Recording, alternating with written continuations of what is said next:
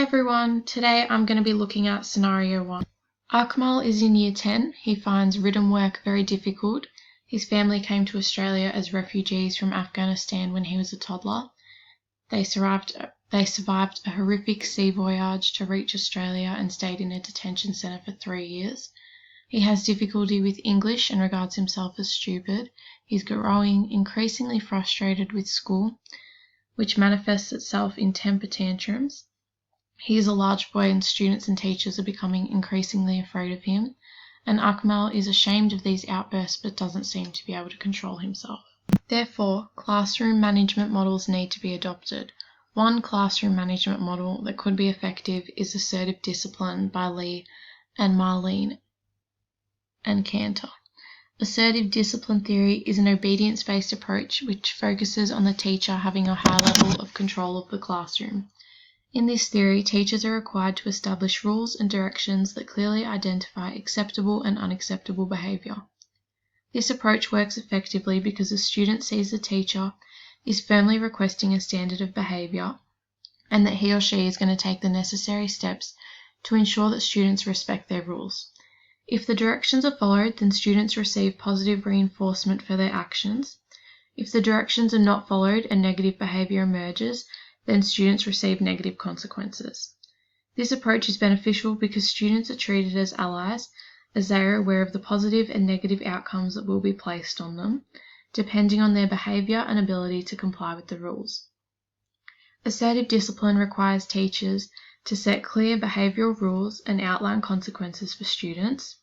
Always follow the process of immediately applying a positive reinforcement or negative consequence and reward appropriate behaviour. In order for this approach to be effective, teachers must create a clear classroom discipline plan that outlines the rules students must follow in all instances. Positive reinforcement the students will receive for following the rules and consequences that will follow as a result of students ignoring the rules. The second classroom management model that could be effective is behaviorism in relation to token economy by Skinner and Pavlov. The behaviorist theory focuses on rewards and punishments to achieve desired behaviors through clear and explicit rules for students. This approach focuses on teaching students to associate particular behaviors with negative consequences and particular behavior with rewards. This theory provides the basis behind the token economy, as the token economy introduces a point system or a type of classroom currency to keep students motivated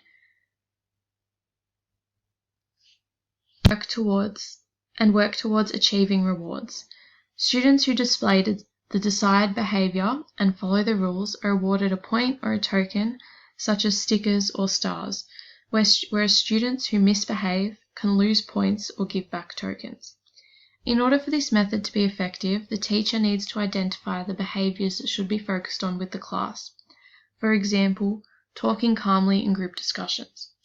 After the list of behaviours have been created, the teacher can indicate how many rewards or tokens are given to each item. The same method should be done with undesirable behaviours to identify how many rewards or tokens a student may lose. A beneficial way to utilise this method is by including the students in the process. This can be through creating a discussion to identify a list of rewards that will motivate the students and ask the students to help you assign values to each type of behaviour. Through this discussion, it should be outlined how often the reward system is going to be used. This could be daily, weekly, or monthly. A positive of this approach is that it encourages students to exhibit desired behaviours over the long term because they want to receive as many rewards as possible. Therefore, the tokens act as an incentive to behave positively on a consistent basis. I agree with the principles and strategies utilised in both theories, as they are each effective at diffusing and minimising challenging and disruptive behaviour in the classroom. There are many strengths to each theory, and they can be incorporated in a similar manner because by providing positive reinforcement to acknowledge desired behaviour enhances students' motivation and confidence. Similarly, by providing consequences for negative behaviour, it makes students accountable for their actions and understand the effect that their behaviour has on themselves in relation to their peers. I would incorporate the token economy theory based on behaviorism, and I would implement it into the scenario by discussing with the class that if they showcase the behavior listed below, they will receive a sticker and positive verbal recognition. When I don't understand a concept, I will calmly ask the teacher for help. I will try to complete every task to the best of my ability. If I need help, I will nicely discuss the concepts with the class on my table group and ask them for extra help. I will be patient and calm in class when interacting with the teacher and my peers. If I feel frustrated or need help dealing with my emotions, I will calmly inform the teacher.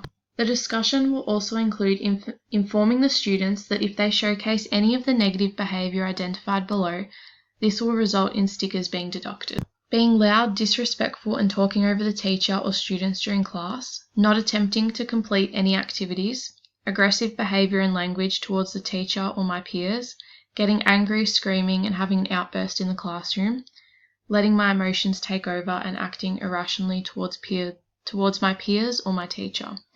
During the discussion, I will ask students whether they agree with the rules and the values provided to each item. Once every student is on board with the new management procedure, I will ask all students to write the rules in their books and sign that they agree with the expectations listed.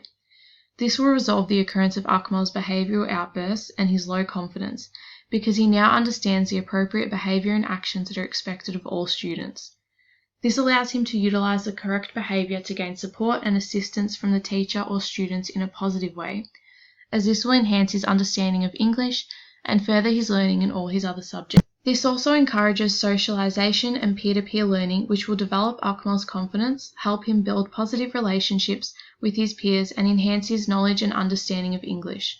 This will remove Akmal's behavioural outbursts because he will feel more included in the classroom, and by receiving positive reinforcement and rewards from the teacher or exhibiting desirable behaviour, this will enhance his motivation and confidence to approach learning activities because he's being reminded and recognised for his effort and abilities, which allows him to believe in himself. Thank you.